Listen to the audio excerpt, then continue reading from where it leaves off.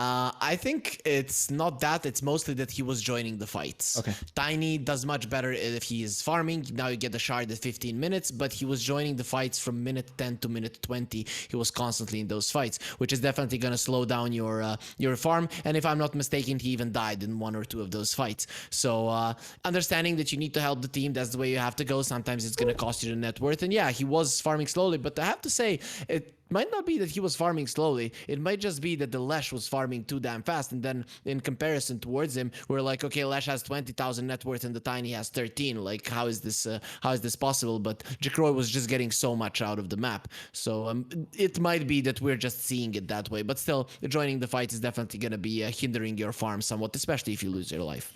And definitely a small thing as well. The bonus damage you get from Grow, it was reduced from 40 to 20%, the tree attack damage multiplier. So that's another minor thing that would have just reduced a little bit of his farming speed. But Neon, they've got a really, really strong safe lane, and for Patriots, they've got a really strong off lane as well. And something that we haven't really seen them fall back on. UK has always loved his Ogre on Army Geniuses, and even with the early introduction of Patriots, they were giving UK the Ogre a lot. So I'm intrigued to see how you look to now fit the Ogre into your lineup. Well, you need to get something that's going to go really well with the hero. I think you're going to make that decision after you see the two picks right now from Neon. Waiting for the last pick for your carry. I don't know if so many carries are good in the current meta, but now when you see the DK having the Ogre, I actually feel like something like a Medusa does come to mind as a pretty solid hero. It's other than the Enchantress, none of these heroes deal with the Medusa well. Then you like ban the Invoker and you're gonna be completely fine. I'm just looking at the side. Is the Medusa banned? No, it's not. He deals well with melee heroes. It actually does a solid amount of magical damage and can bully the DK at least level 1 and 2. So might be the approach here from Patriots. I am expecting a range hero, and Medusa does make much sense given that the Drow, against the DK who has that bonus armor isn't the best hero to go for. They might consider a Terrorblade as well. That's another good matchup versus the Tiny, versus the DK. I think you're just, again, looking for a Skadi carrier and a right clicker. That's a big thing for me. Someone who's going to utilize a Bloodlust. Those two spring to mind. Jikroy really like the Terrorblade through their open qualifier run for the spring tour. They fell back on that pretty heavily. This is also something that they've liked so far. Not only does Delul play a mean Razor, but Jikroy also plays a very good Razor. Okay, I'm actually okay with this one. The Ogre Magi buffing up the Razor. The thing that Razor needs is attack speed, given that he just takes the damage from someone else. So this is actually a really good combo. That's why the Razor is so good with an IO, just because of the overcharge attack speed. Of course, on top of the extra magic damage that you do because of it as well. But the thing I'm afraid of here is that Neon Esports, their lineup is pretty good at destroying a hero from 100 to 0. When you look at them, you can't say that they have too much damage, but let's say Rubik steals one spell that does damage. Plasma Field is the easiest one that we can think of. The Tiny gets on top of someone, the DK gets the stun, use the BKBs, you kill the Razor. And Patriots, they don't have another frontliner other than him. So in that regard, I'm not sure how powerful he's going to be, but the Razor, if he gets super farmed that he cannot die, it's going to be a solid game. But then again, as I said, Neon are good at bursting down a hero, but that's again if the Tiny is in play. If Tiny is not in play, they don't have the damage. And this time around with the Sand King there, as soon as you see the DK come to a tower, you're going to jump in epicenter and you're going to kill him. So I'm again afraid for the lineup of Neon. And I think the big thing for me with this Razor pick is just how much flexibility they have on Patriots with the 24th pick. You can put the Sand King mid, you can put Razor off lane into the Tiny Enchantress. He's going to have a fine time. So there's that potential. It can still be Sand King 3, Razor 1, and you look for your position 2, or you can put the Razor in the mid lane versus a melee hero. So Patriots have a lot of flexibility with their lineup overall, and you see Neon are kind of anticipating this to be the case. Jikroy's Morphling banned out, and and you look at Patriots, they banned the Queen of Pain. So they're just, Queen of Pain is by far the best mid matchup versus the Razor. So this now further enables Patriots and giving the opportunity for Razor to really go in any lane. It's the best matchup against the Razor, full stop. It doesn't have to be the laning phase. Even throughout the game, you have the burst damage, which the Razor hates playing against, and you have a blink. You can get away from him. You with the Sonic Wave, you actually push him back, stop him in his tracks. So whoever is linked is gonna be able to move themselves away unless they are stunned. So overall, the Queen of Pain is the Razor counter. It's, I guess, the hero that the Razor hates playing against in any situation, be it the lane or the rest of the game. Also, I think Patriots, with them having the last pick, they can actually choose where to put the Razor, and it's gonna come down to where the Dragonite is laning. I think if Dragonite is in the mid lane, you're gonna send the Razor there. If it's the Dragonite in the off lane, you're actually fine with laning against him. I think that's probably gonna be the thing that makes them decide. What do you feel like the flaws that Neon need to cover with this 23rd pick? Burst damage. So a puck would be okay again. I wouldn't mind the puck once again. Batrider being banned out, that would have been a perfect one. But constant output of damage. Puck is not the best one, but I think he's the best that is left. Maybe a Void Spirit, but the solid amount of lockdown on Patriots might be... and also there's a last pick on Patriots, so he would be struggling for sure. I like the puck a lot because already two of your more difficult matchups aren't in the pool. The DK's not there, the TA's not there. Although if they do pick puck, then maybe they just conquer mid. And of course, it's a Mumung Dai staple, and that's a very good matchup versus the puck. And I feel like covers some of the issues that Patriots have in regards to their control. So we're gonna Beastmaster. So there you go. I think you can still conquer, put the conquer safe lane. I don't know if I've seen Jikro play it, but Phantom Assassin. Oh, that's a dope peer. It's a really good Phantom Assassin game, actually. The percent damage from the Fan and Knives, very good versus Tiny, very good versus Dragonite. It's a good matchup versus the Enchantress. Got a decent amount of attack speed to deal with it. The lane should be solid because the Ogre's gonna a really good laning support to get you out of your weak stages, and you deal with the summons really well. You are looking for a carry that can just easily kill off the boars in this lane. Kind of looking at the PA as a potentially greedy pick. Yeah, the other four can fight. But when I see the DK and the Beastmaster, they don't have to get together to push towers. Sure. You use the Dragon form on one lane, and the Beastmaster tries pushing on the other. I like the Kunkka that you mentioned earlier much better, just because he's gonna allow you to fight. That is the thing. And even if you get roared, if the boat is out, no matter which hero, they're most likely gonna survive. It does give a good and easy spell for the Rubik to steal in the boat. But other than that, Kunkka is great catch. Now that idea of DK pushing one lane and the Beastmaster pushing another one is kind of off the table, and it's gonna be a Sand King in the mid lane. So Sand King will get a very, very early blink. He's gonna be going around the map. I think again, I'm favoring Patriots lineup quite a lot, to be honest. You are good in the lane against the Beastmaster. You're solid in the lane. Sand King will be fine. Razor is actually quite annoying to the Tiny. It comes down to how much the Enchantress will do. And then once Neon get their timings to push down the towers, I think Patriots are going to be more than ready with the Sand King and the Kunkka. Heavy pushing lineups don't work into heavy teamfight lineups because you're always going to put yourself in a vulnerable spot to get those towers down. I think this is a 70-30 outdraft. I think Patriots have a very big advantage. You've got the late game answer to the Tiny in regards to the Razor. You've got multiple ways to be able to start fights. Conquer, Sand King.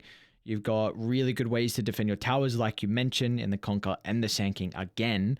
It's a big concern for me. I think they've answered the lane issues really, really well. My only thing that I look at for Patriots and the concern I have for them is how they can take objectives, whereas Neon have really easy ways to take objectives in the Elder Dragon form, in the Beastmaster summons. So that's really my only concern if Patriots can open up the map, but we're going to see them, I think, get kill after kill after kill, and that shouldn't be as much of a concern with the lead they have. So yeah, I feel like Patriots have done a very good job to put themselves in a position to take this second game. I was kind of looking at Neon like who is coming up with these drafts, and then I see Chuan. These are old school Chinese drafts, I have to say. You know, old school Chinese Dota before they implemented some of the aggression of the West. They would play. They would play the objective game, and there would be a lot of trading, right? And then a lineup like the Neon lineup would make sense because you are good at trading, and at some point the Tiny will get strong enough. You're good at spell usages. That's a Rubik versus the Sand King, or a Rubik versus the Kunkka. I'm gonna steal the right spells, and we're gonna win the game. The thing is, that is not how Dota works anymore, especially not in Southeast Asia. I feel like the mid game in Southeast Asia is just so all over the place that Patriots are gonna crush Neon whenever they think about taking the towers down. And with this kind of a lineup, you have to do it. So in my mind, yeah, it is a big outdraft as you mentioned, but the path to victory for Neon is use the Dragon form, force the TPs, get out. You need some. I'd like for them to have some wards behind the tier 1s to actually see when the enemies are coming in. But of course, Ice Frog, he has blessed us with so many trees around the tier 1 towers that you probably won't be seeing them. But still, I want those wards there behind the towers. You see the TPs coming in, you see the heroes coming in. You go back and you just kind of kite pages left and right until your Tiny is ready to fight. I think that's the only way to win. But even that is, it isn't a good plan, I have to say. Well, we'll see if Neon can find a sort of opportunity to be able to take this. I mean, they did come back from a 15,000 gold deficit, and they are aggroing. So they're going to try and dodge this Conqueror into Beastmaster matchup, and also dodge the Razor into Tiny. I think you want to move. Yeah. Gonna say, I think you want to change the lane if you're Patriots. True, for sure. Razor is not the not too happy going up against the Beastmaster. You know, it is a melee hero, but you still have some boars, and the boar name is Bob. Okay. That is not gonna be too nice coming out from Enryu, but okay. Hopefully they're friends. They're ex-teammates, so if I remember correctly, on Vice Esports, yes they are. They're ex-teammates, so they are... I'm sure there's some good banter between them, but... yeah, I don't know, this is... We do not see lane swaps often, but this is what you got to do if you're raiding, honestly, because I was going to say I think Dire win all 3 lanes, to be honest, with how they set themselves up with their draft. So I am Delor gets a little bit of a shout out saying that he is Jing's idol. Delor CK best in C. There you go. Even Chuan, I mean, if Chuan says it, then whew. And that's then it has to be true. Yeah. Cry baby. Oh my. Yeah, I should probably have lost it up. Yeah, I don't know. I think this is a big victory for Neon. It's a small victory, but I think the grand scheme of things, being able to dodge the lanes and at least get something out of them, where I was concerned they were really going to struggle, is definitely put you in a position where now you're getting some sequences that you're winning under your belt, and who knows what can happen after that. Yeah, and also you are making the game be unconventional, which is something that you want to do. If this game goes conventionally for Neon, they're pushing, the team fight of Patriots stop the push, they get the kills, it's gonna be bad though. Jing, he's in a lot of trouble. First blood, given over a limb.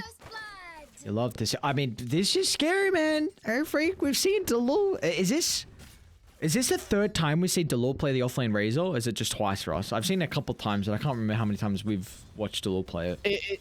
It's the 2nd time for sure, but I'd say it's the 3rd time. Yeah. If I'd had to make a guess, I'd say it's the 3rd time. Every single time that we see him, he is actually doing a good job. He actually did a good job on the CK as well, so he's quite good at these lane dominators as well. And he didn't get the first blood, but I think we've also seen a lot of these hoodwinks just get early level 6s. Top lane, some brawling going on. Back and forth we have between Neon and Patriots, seeing who's going to be able to come out in the war of nutrition. It should really favor Radiant, especially with Chuan going for this early Nature's Attendance. Yeah, for sure. And, you know, the Enchantress is the most annoying of this lane. Nice. Will be okay. He's going to step out of the combo. It's always going to be nice for them to have the Fire Blast into the Torrent follow-up afterwards. And he doesn't have any armor, keep in mind, for the Tiny. So the laning stage is going to prove to be a big issue for him in regards to the Tidebringer spam. I'm actually surprised he hasn't gone Wraithband because of this. I'm trying to... Oh, Tiny's in some trouble. That he is. Look at him.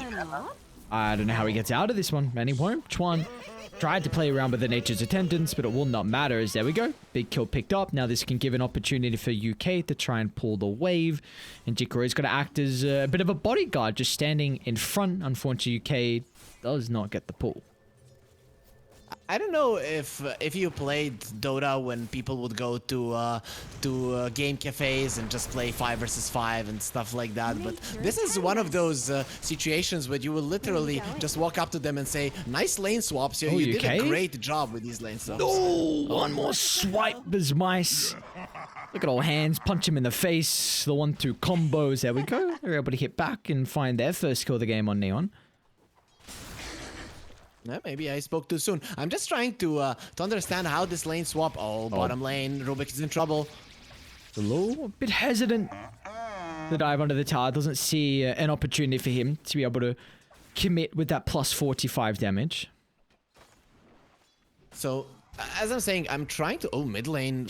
Avatar mode gets low. Okay. We're trying to gather my thoughts. There's just so many things happening around the map. Even Enryu getting a beating, but should be surviving. So, actually, Neon, a smart move here would be you don't push the mid lane, but you push in the side lanes with the Beastmaster being on the bottom lane. Maybe you try to defend this bottom tower of yours as much as you can, and then you... Oh, he's dead bottom. Yeah, really nicely done from them. Blocks off the retreat.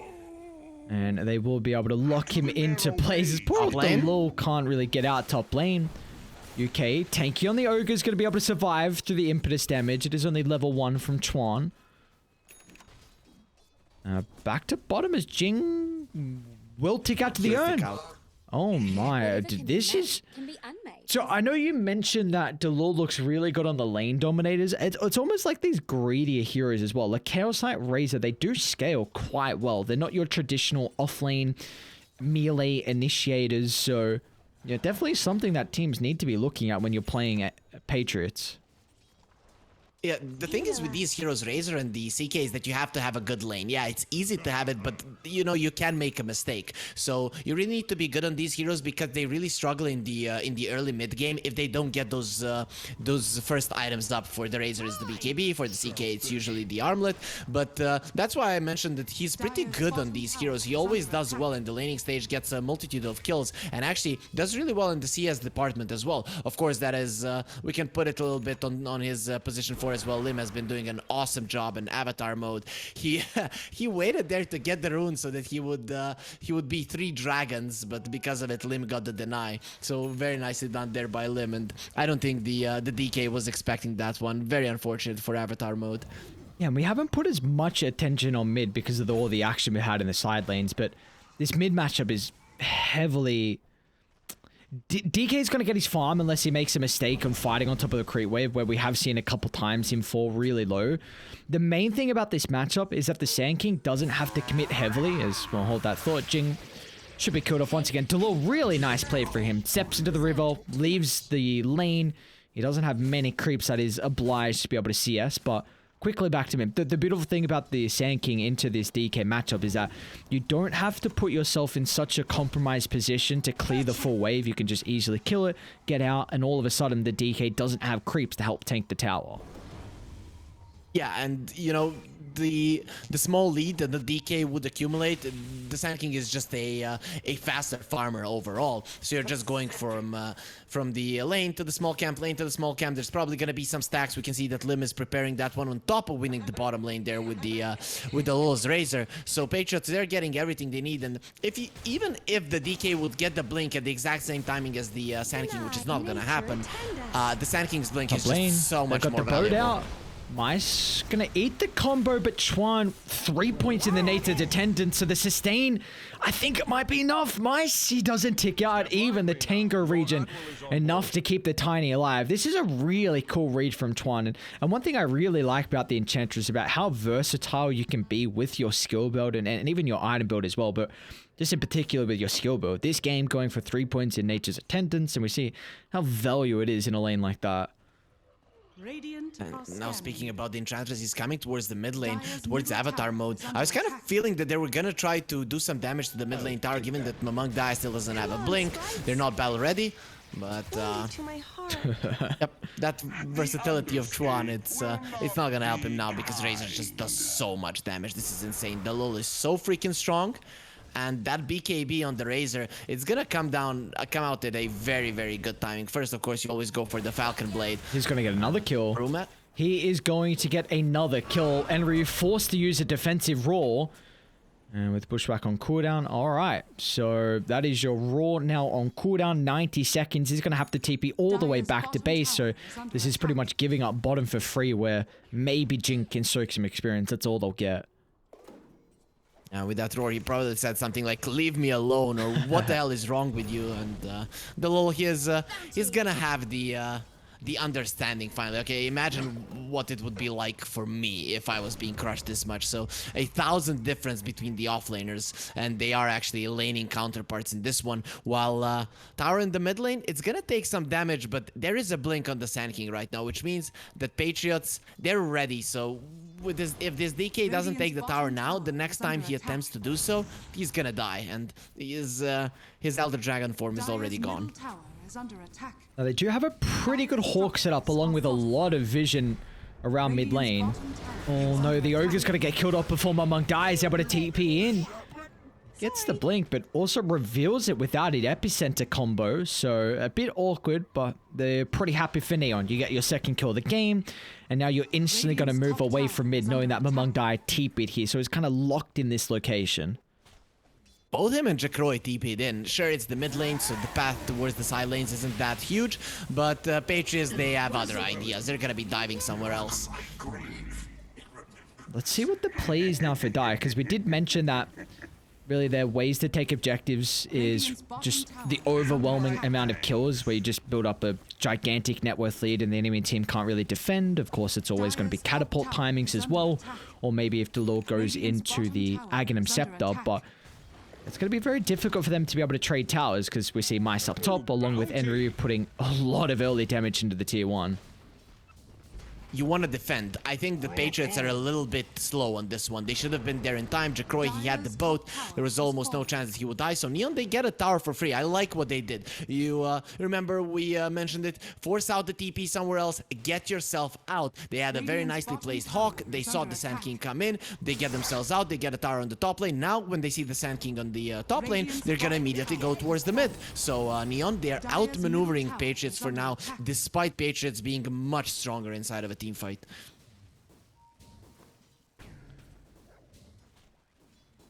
And for Neon, it could be go time as well. Avatar mode just completed the Blink Dagger. So let's see how they're able to utilize. They don't have really the greatest target to bring down. They're going to put their attention onto Lim. Woodwink. Easy double bushwhack. And there you go, Blink reveal. So both sides don't get the greatest Blink reveal. Looks like they're just posturing for farm. I have to say, I actually expected maybe Avatar mode to go for a BKB in this game, just because you have no heroes that can stand their ground. So you're gonna be definitely relying on the vision here. But even with the blink, your ability to get kills is very limited, unless the Tiny comes into play. And we can see that Mice wants to go for a blink this game on the Tiny. Echo Saber into a blink. He understands he needs to be there to finish people off. And Neon, with the blink on the DK, they are forced to go for smokes. So at least taking the top part of the map is gonna be nice. But look at the vision that Patriots have there, and they're also in a smoke. So even if they catch the Kunkka, there's gonna be a response.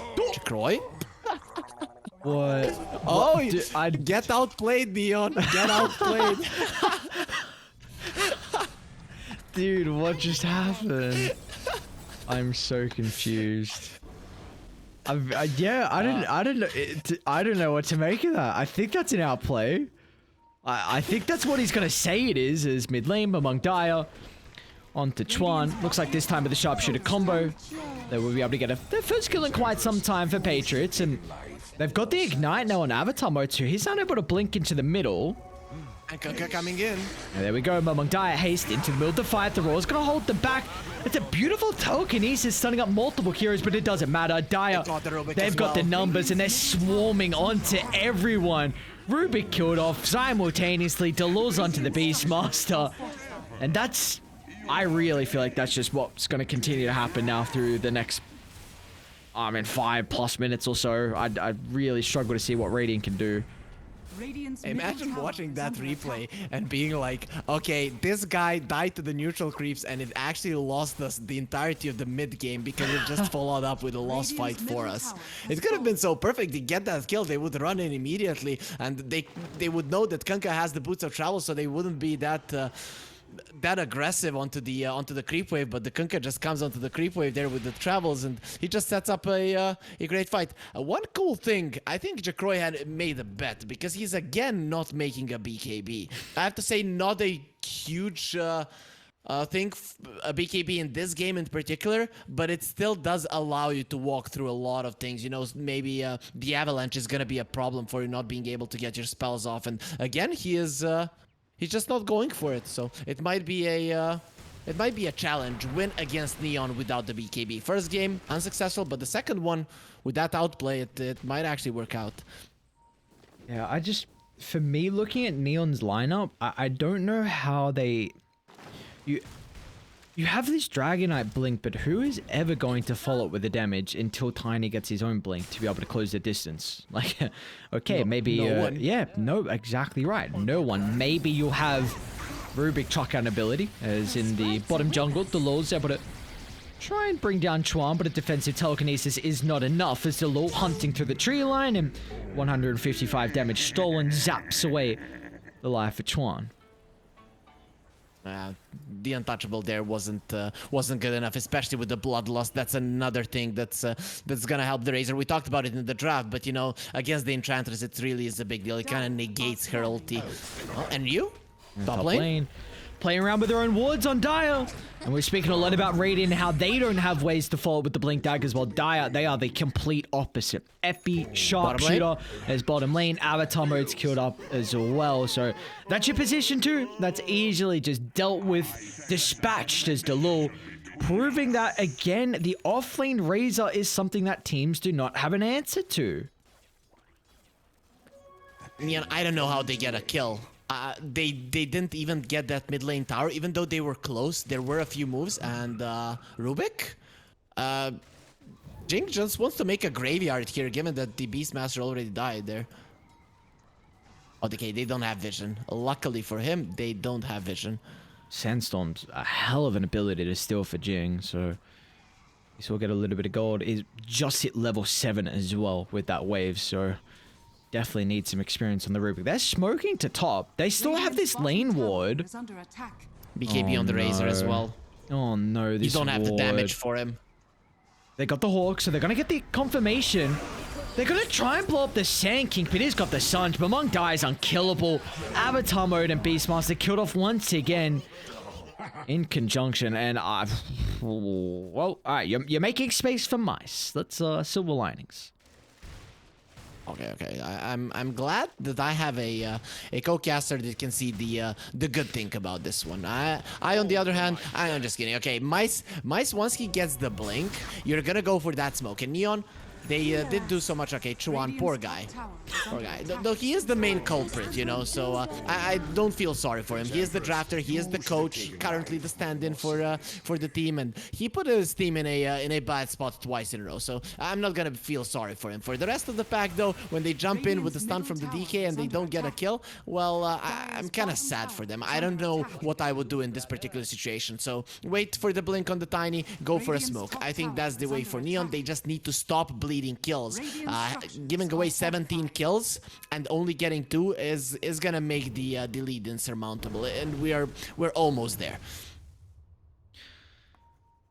Yeah, it's a different story from game 1 to game 2.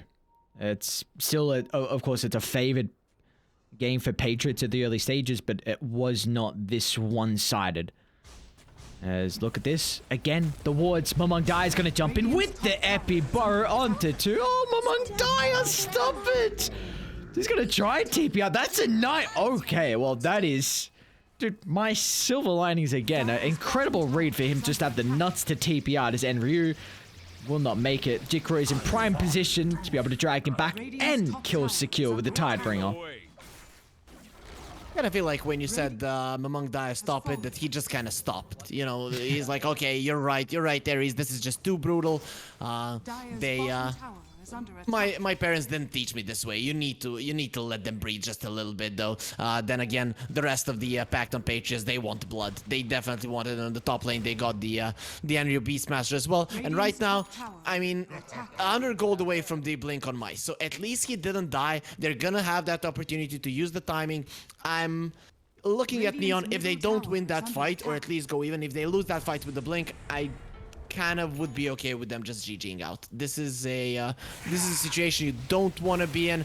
The implications of this game not that important that you have to stay in it for a long time. So I think just wait for that blink. There it is. You go for a smoke and just fight your hearts out and try to get this one back in your favor. All right. Well, they have all the vision. Oh no, telekinesis toss, but it will not matter. They use everything onto the dual life. And they're going to smoke to try and get more out of this. And he's got blink up in a couple of seconds. Avatar mode's blink still on cooldown as well. They're going to move towards Mamang Dai, protected with the Sandstorm. And look at the damage of the Spirit Vessel. They can't cancel the Sharpshooter as a long-range nuke from Lim. They still have the Sharpshooter, so maybe that's enough to turn it around. But again, look at the Spirit Vessel, man. Oh my lord, against all the strength heroes, the percent damage is just something they cannot deal with. And Mamang Dai! Dude, another double bar strike. He's on point with the Sand King. Jing does an exceptional job. That Sharpshooter try and reposition, but it doesn't matter as Mamang Dai is everywhere, wanting a high five. As well, in fact, they'll get a 20-minute victory as Patriots. I mean, we were both saying that we were fans of their lineup and they just execute on another level.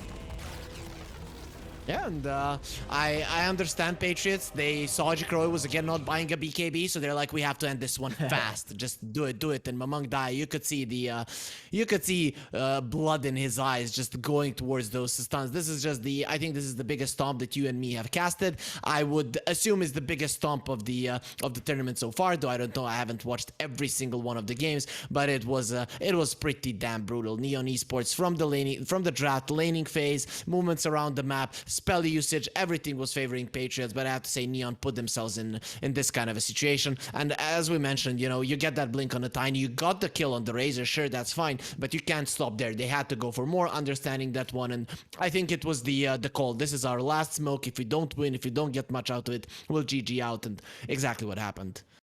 Yeah, honestly, for Patriots, again, we were both expecting this to kind of be the story of the second game, but the fact that they were able to clean the slate after game one, because again, they gave up a 15,000 net worth lead, and there's really two ways you can go with a loss like that. You can say, all right, really for the first 30 minutes, it was all us. We all cylinders clicking. All we needed was one more fight to close that game out. So let's just remember that. Let's be happy with how the position we were in. Or there could be the stage where like the blame game starts to occur. You just insults left, right, and center. You can't recover and you can't reset for game two, and all of a sudden you just get 2-0. That's not the case. You know, Patriots, they wipe the slate clean. They come in with a really solid draft. They execute at a high level. And again, they're looking really good. So we keep saying it every time we see Dalul on the Razor. This is something that teams need to consider when they are versing them. Like, honestly, it could be value of a second phase ban because how strong they are looking with this hero. But we are now done and dusted for our second series of the night. The last one is a banger. Lilgun versus Army Geniuses. Army Geniuses currently in 4th position with a 7-3 map count. And again, for Lilgun, they are towards the bottom. For them, you're tied with Motivate in the bottom slot. So Lilgun, they got to get cracking. They got to get cracking. It's not going to be an easy series at all. Army Geniuses are looking really dominant right now. So if they can at least take a map, that would be great for them. If they can 2-0, even better. We'll find out after the break.